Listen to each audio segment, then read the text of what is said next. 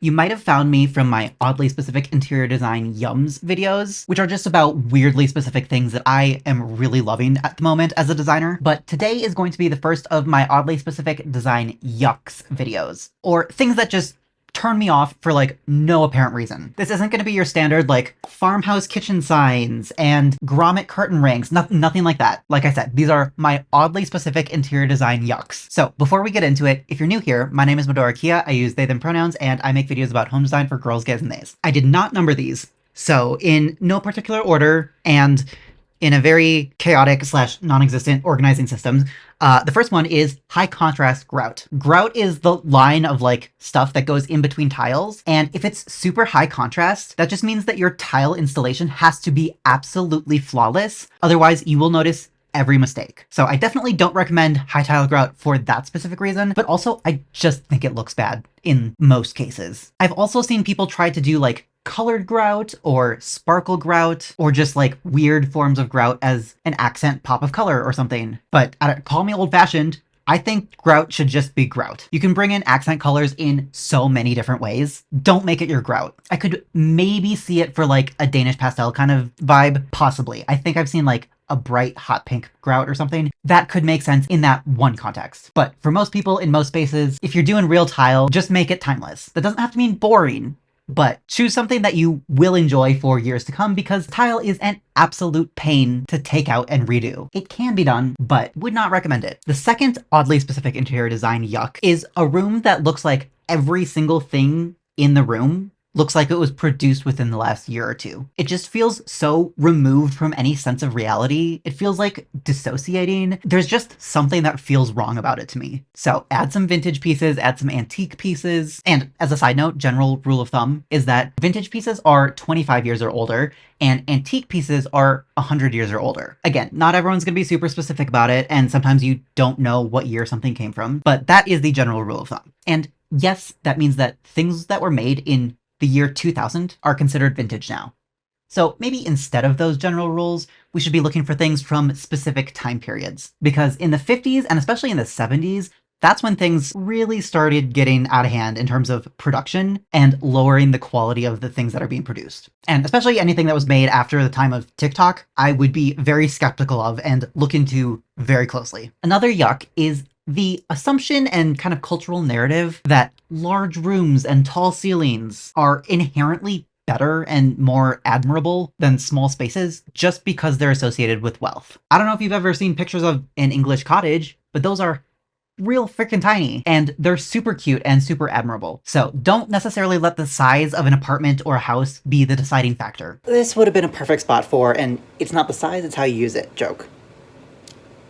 Obviously, make sure you can still do what you need to be able to do in the house, but just because it isn't massive doesn't mean it can't be exactly what you need. And honestly, some of those like massive suburban influencer houses feel so echoey and like removed from the scale of a human being. Like no one needs to live in a space that big. This next one isn't necessarily oddly specific in and of itself, but how you apply it in your own particular space can get very specific. So my next yuck is a lack of balance, whether that's in terms of color or value or scale or chaos or pattern or anything like that. For me, balance is one of the most important things in interior design, and we don't usually talk about it very much. If you have a giant dark wood heavy armoire on one side of the room, you're gonna need something on this other side to balance it out, whether that's a giant painting or some heavier drapes or something like that. It really needs to be something that takes up a lot of visual real estate if the thing you're trying to balance is similarly heavy. Now, that doesn't necessarily mean that if you put something on one side of the wall, you have to put something on the other side of the wall. That's not how this works. But say, for example, if you have all white walls,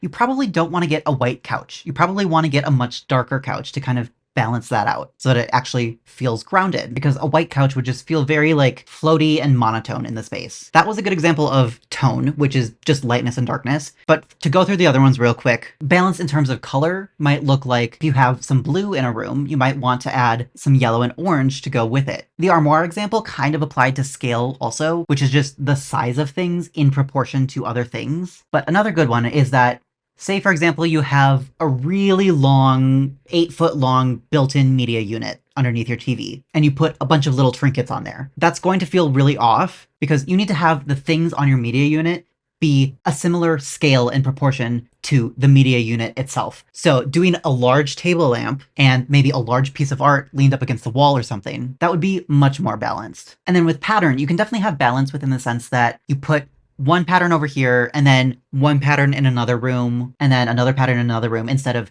lumping all of your patterns together in one room. That's one way of balancing that. And you can also balance pattern in terms of scale. And you kind of need to, especially if you're pattern mixing, because it will look really weird if you put a giant pattern next to another giant pattern. It's really helpful if you put a larger pattern with a much smaller pattern so that you can have some contrast there. I have no idea what number this is anymore, but as much as I love real natural wood grain, one of my design yucks is people who are vehemently against painting wood at all costs. Sometimes the wood is damaged and the only way to repair it and continue using it is to paint it. And sometimes it'll just fit within the rest of your home better if it's painted. Obviously, like I said, I love real natural wood, but sometimes in some contexts, that's not the best option. And people who are staunchly against it just on principle without considering the context at all, definitely a big turnoff. On a similar note, people who either spend too much time trying to pronounce IKEA names or emphasizing that they can't pronounce IKEA names. It's literally just a different language that you don't speak. It's really not that big of a deal either way. Either Google it or move on. Another design yuck that I've noticed, especially as I look through wallpaper samples, is any sort of pattern that has white as the background and the main color. Like if you really need some sort of light neutral color, go with a beige or a tan or something, or go with any other sort of fun, interesting light color if you don't need a neutral. But yeah, just more interesting color combinations in general. I also noticed this as I was looking for shower curtains. I found a few color block curtains and almost all of them had white with another color, and white with a different color, and white down here with a different color up here. And there was only one that had two colors, no white. And I was like, that's the one that looks good. Why don't you have all of them like this? But yeah, I don't know. I think white is so boring, especially when it comes to patterns that take up large amounts of visual real estate. This next one, I guarantee I'm not going to be perfect at, but I want us to collectively stop using the word accent color because I think we tend to conflate it with the accent wall from like the early 2000s / the 2010s. Because if you're painting a whole wall a color, that's no longer an accent color. That is one of the main colors in your space. An accent color is something that should be like coffee table sized or dining chair sized or smaller. I really want us to start thinking about color in terms of the three main colors that are going to make up most of the room, plus the weird random color that doesn't really fit into your color scheme, but it just makes it so much more interesting. That is something, you know, relatively small, so not like a whole entire wall, but also not so small that it gets completely lost within everything else, like a knickknack on a shelf. In terms of sizing, think of like a large frame or a lamp or something like that. My next design yuck that I think we've talked about a little bit on this channel already is art that is either too big for the frame or frames that are too small for the art. Specifically when there's only like half an inch of space between the edge of the art and the frame, and there's no matting or background, and in general it just feels cramped and unintentional, instead of being a thoughtful and meaningful way of showcasing your art. I'll put up some examples on the screen to show kind of what I'm talking about. I really love an oversized mat and having a lot of space in between the art and the frame. And in most cases, you probably don't need to waste money on an actual mat. Obviously, it looks better. The little diagonal cut is really nice and pleasant, but custom mats are so expensive. And if you just put a piece of paper behind your art and then tape your art using safe archival tape onto there, obviously making sure to center it if you want it centered, and making sure it's parallel with the edges of everything. That's such an easy way to get your art to look so much grander, so much bigger than life, and to really give it the moment that it deserves. Another design yuck is having some sort of L-shaped or sectional couch, whether it's like built in with two couches or it's just one really weird, bad sectional couch that puts a table where the corner seat should be. Because corners are objectively the best seat, so why anyone would want to take that away is beyond me. This one's a little bit more complicated and nuanced, but one of my design yucks is when people feel the need to focus very intently on a very particular aesthetic or on doing like the right or normal or expected furniture layout instead of prioritizing how they actually want to move throughout the space and how they want to functionally use the space. Newsflash, you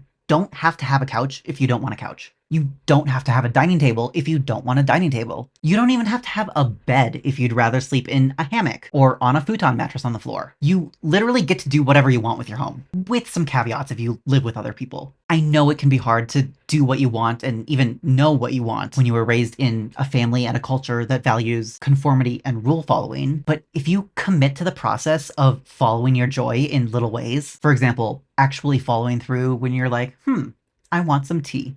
Or, I want to go for a walk. Or, I wonder what it would be like to sit on the floor. You will start to figure out what you want out of your home and life eventually. It'll probably take a while, but you will get there. My next design yuck is faucets that don't have any indication of hot or cold. I get that it's for aesthetics, I get that it might like look better or whatever, but if you have a guest over or you're visiting someone else's house, it's just nice to know which one turns on the hot and which one turns on the cold. And I promise there are ways of doing this that don't look tacky. Most of them are definitely on more traditional faucets so that you can have like the little white dot with the fun script font, but even just a little red and blue dot works just as well. This next one I noticed years ago when I was watching Mr. Kate, and I hate etches and open bookshelves like 98% of the time. Also, I don't speak French, so don't come at me for that. Especially when they're styled symmetrically with like random decor sculptures that you bought just to fill up space. I feel like this is completely irrational and has no basis in anything logical, but I cannot stand them, especially in a glam-inspired context. Last but not least is high contrast wallpaper, and also wallpaper that has giant patterns on it. If it's only going to take you like 3 to 5 seconds to count the number of pattern repeats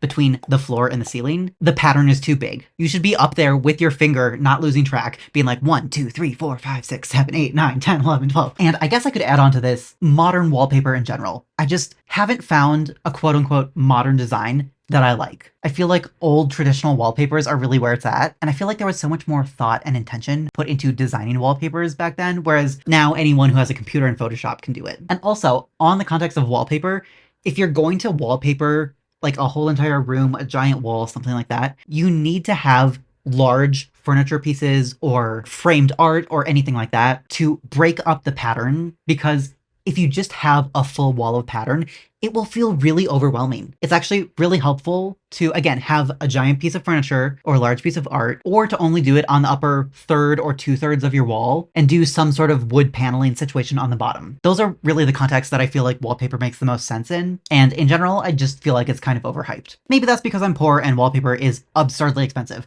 but that is definitely my opinion on it for now, at least. So if you enjoyed this video and you want to see more like it, make sure to do all of the YouTube-y things that'll tell the algorithm to show you more of my videos. If you want to help keep a roof over my head or get live design help from me, head over to patreon.com/medorakia. And if you want to work with me one-on-one, go to medorakia.com. Bye. Just gonna quick pan over to my sleeping dog right there.